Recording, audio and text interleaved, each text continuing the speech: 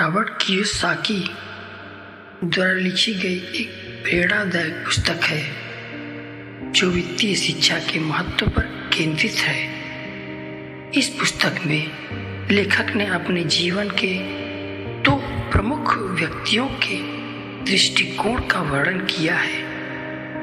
पहला उनके गरीब पिता जो उनके वास्तविक पिता हैं, और दूसरा उनके अमीर पिता जो उनके मित्र के पिता हैं। इन दोनों व्यक्तियों की वित्तीय सोच और जीवन के प्रति दृष्टिकोण में बड़ा अंतर है। गरीब पिता एक उच्च शिक्षित और प्रतिष्ठित नौकरीधारी थे, लेकिन उनकी वित्तीय स्थिति हमेशा तंग रहती थी।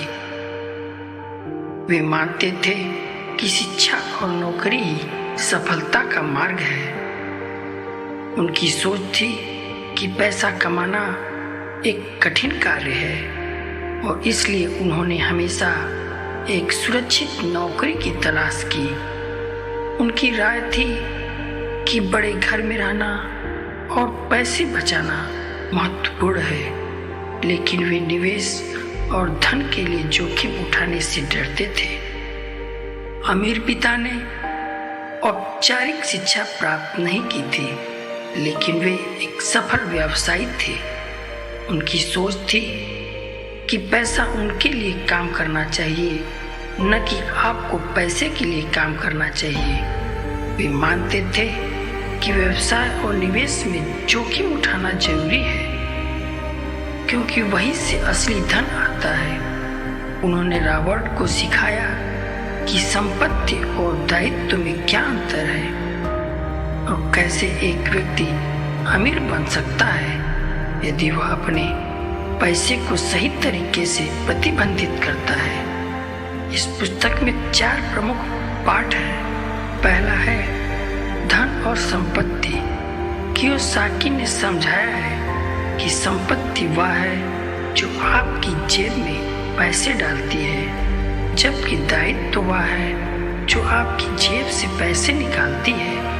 अमीर लोग संपत्ति में निवेश करते हैं, जबकि गरीब लोग दायित्व खरीदते हैं। दूसरा है करियर और व्यापार। नौकरी में स्थायित्व की बजाय व्यापार और निवेश के माध्यम से स्वतंत्रता प्राप्त करना अधिक महत्वपूर्ण है।